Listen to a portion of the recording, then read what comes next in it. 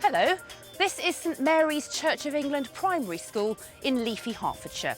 It's a school of 230 pupils set in beautiful grounds, but appearances can be deceptive. This school is not quite as green as it looks. And these are called what? Lettuce. Lettuce. Head teacher Helen Gill is on a mission to make St Mary's a sustainable school. If she can, she'd love to save money too. Are you going to walk along with me a little bit? So, why do you want to be a sustainable school? I think it's very important for our children to build up the life skills with us so they realise that they have a part to play in caring for their environment, and I think it's very important that we show them how to do that. Secondly, we're backed by the government's initiative by 2020 that schools are all sustainable. And do you think that going green could save the school money too? I think long term it will save the school an enormous amount of money. In the short term, I think it's our job to see how we can save money in terms of fuel and energy costs, show the children how we're doing that, and then afterwards get their support in ways they can see. Is saving money by going green quite as simple as Helen thinks it is? Green energy saving devices don't come cheap. So, to see if we can make the figures work, we've brought along DCSF procurement expert Claire Dix.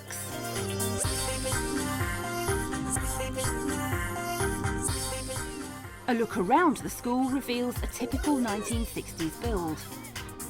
The school has undertaken some green initiatives, installing water butts to collect rainwater, for example, but these don't give them massive savings. Their energy rating certificate shows an E grade, and the school can expect to pay around £11,000 a year for gas and electricity. Would you say you're a green school? I'd say we're trying to work towards it, and we've got elements of it. For example, we try to use as much as possible reclaimed materials, but I'd say it's limited. So how do you think that fits in with a sustainability agenda?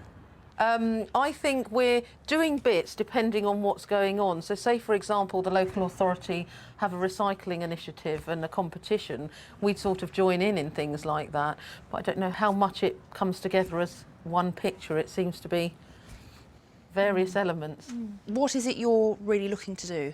What I'm really looking to do is bringing all the elements together, and I hope to achieve that by, as a school, us developing a green team that consists of pupils from different year groups and different classes, at which they look at all the different elements, and as a team we bring them all together. Claire has a look around the school. Does she think they are following through with their green agenda? I think the school wants to follow through. The issue is that any energy saving initiative is quite expensive to invest in, and for that reason they need to understand when and if it's actually going to pay off. Well, to understand the sustainability issues that affect this school, we've brought along an expert building services sustainability engineer, Mark Hutchison from Consulting Engineers Dunwoody LLP. Mark's general advice is to improve the efficiency of insulation and heating systems first. So all your insulation requirements would have already been dealt with? Yes. Well insulated, low energy. If these need renewing, then you can look at sustainable solutions. So next stop is the boiler room with Helen and site manager Ron. Well, as far as these boilers are concerned, it wouldn't make any economic sense to actually replace those. The payback periods would be extensive on that. The hot water boiler, on the other hand, it's seen better days, so yes, we can look at replacing that. We can also look at making that a bit more green. Have you any views as to anything that you would want to incorporate? Definitely something like solar panels, if that was possible, depending on the cost. Well, certainly solar panels are a good option. They are a sustainable solution. They will reduce your energy consumption. Right. Solar panels here would be easy to fit, cost around £4,000, and depending on usage, could pay for themselves in under 10 years. And because the hot water boiler needs replacing anyway, this is a good investment for St Mary's. Next, the open-air swimming pool. This is most likely the reason the school got an E-grade energy rating. Has Mark any suggestions? There are things that you can do with the energy. You can look at using some solar matting to get some free heat from the sun. And you've got a gas-fired boiler unit, you can use a heat pump which will reduce your energy consumption and will also reduce carbon emissions, so it's quite a sustainable option. A heat pump draws heat from the surrounding air, and for a pool like this would cost around £8,000. It could pay for itself in around 5 years. Inside, the school building is generally well insulated, and the new double glazing prevents heat loss. Only the roof lights are single glazed. I noticed on the roof lights here, they haven't been replaced at the same time as the double glazing. No, they haven't. The cost of replacing them and actually us putting them into use wasn't feasible. Right. It's really not sustainable to do that because you'll spend more time, money, energy in actually replacing them than you'll actually recover. So that seems a sensible solution. Replacing the roof lights would cost around £2,500 per classroom and would take a whopping 650 years to recoup their cost. Mark's Sustainability Health Check gives Claire more facts on which to base her Save Money report. So Claire, did Mark come up with any good ideas? Yes, he did. Quite a lot around the boiler in the first instance and what the options are should it need replacing. And then we had a look at the pool. I think he thinks there's some heating issues. And are there any grants available for these kinds of improvements? Yes, there are, fortunately, because it's quite a capital outlay normally for any of these sorts of improvements. So there are things such as the Bioenergy Capital Grant Scheme through the Department of Energy and Climate Change and other funds such as the lottery funding, but there will be other funds available throughout the term of a project. But there's also a new initiative through the government which is around the Energy Services Directive, and that's really about the purchase of goods and services in the future to make sure that they are actually energy efficient. Grants aren't universally available, so solar panels, matting and heat pumps could hit St Mary's school budget hard. But not all sustainable school actions cost money. Getting the whole school on board and turning all the pupils into carbon detectives is free. And sustainable development is also part of the curriculum. To give head Helen a glimpse of what is possible, we went to another school that takes green issues and puts them at the heart of its curriculum. Bowbridge Primary School in Newark. Here, the pupils are acutely aware of energy-saving issues. That's the bit where the wood moves up. Alongside school buildings dating back to the 1940s is a new eco-building, with every green gizmo going. The features it's got to make it an eco-building include things like rainwater toilets, biomass boiler, passive solar energy, and solar panels for the hot water. But David is keen to be green across the whole school, so behaviour of pupils and staff is key. Someone said to me once that saving energy is 20% a technical solution and 80% a behaviour solution. So I think you can have all the wizardry in the world, but if you haven't got people who are aware of the need to save energy, then you're onto a loser. The other older buildings haven't got the high-tech energy-saving features, so it means that we've got to be even more vigilant in terms of not wasting energy in those buildings. An example of this is smart meters.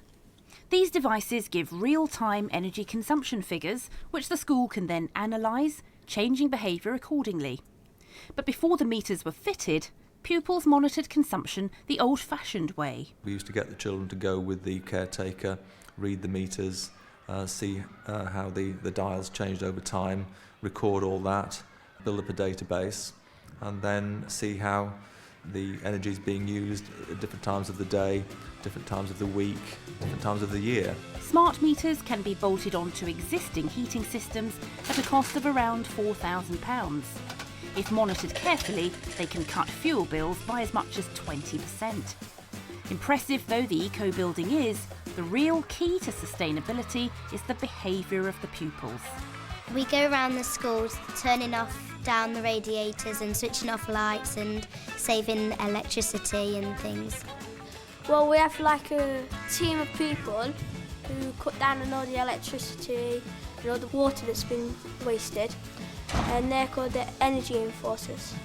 Well, we all do it, but it's their job to make sure that everyone does it. They keep everyone in track and we do it. We take the recycling, we actually sort out the rubbish ourselves when we put it into the bins. Being sustainable, being green is a good thing for society, but on a practical level it helps us to save money. Bowbridge School shows that every school can save money by focusing on cheap and easy energy-saving measures. Various bodies, such as the Carbon Trust, give money-saving tips. But what's the story for St Mary's? Now the moment of truth. We're about to tell head teacher Helen Gill if there are any savings to be made by becoming a sustainable school. Waiting in anticipation with Helen is Jill Bailey, the school bursar. Hi. Hello. So, Claire, let's start off with the pool.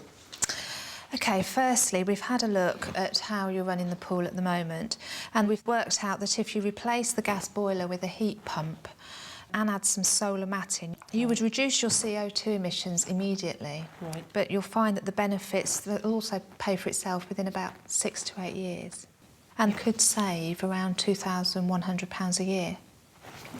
Sounds very good, doesn't it? Good. So let's move on, Claire, to the hot water boiler. What news have you got? Right. The new hot water boiler will cost around £6,000. Right.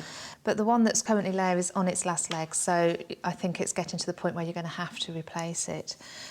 Combining this with the solar panels that have also been discussed will cost around £4,000, but these would almost save about £500 a year and reduce your CO2 emissions by about 2 tonnes.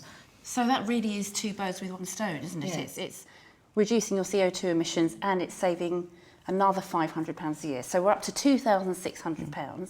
And don't forget, you need to do a bit of research to find out what other funds are available if you're going to make any kind of investment in these sorts of areas. It doesn't all have to come from school funds. Right. So Claire, if Helen and her colleagues were able to draw everything together to create a really kind of whole school approach to eco-awareness, how much would that boost the savings by?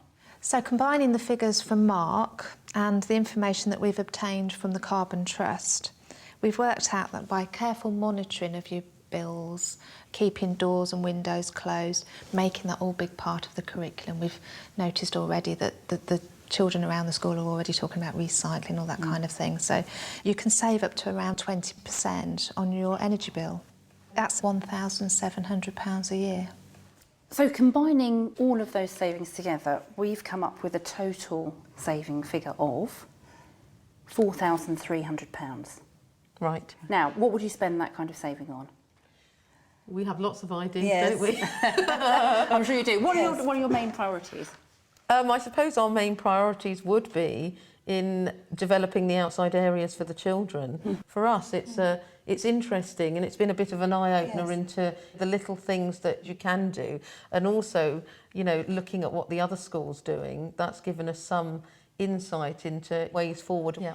We hope that you can make those savings and implement the things you've talked about. And it just goes to show that becoming a sustainable school really can save money. Yes.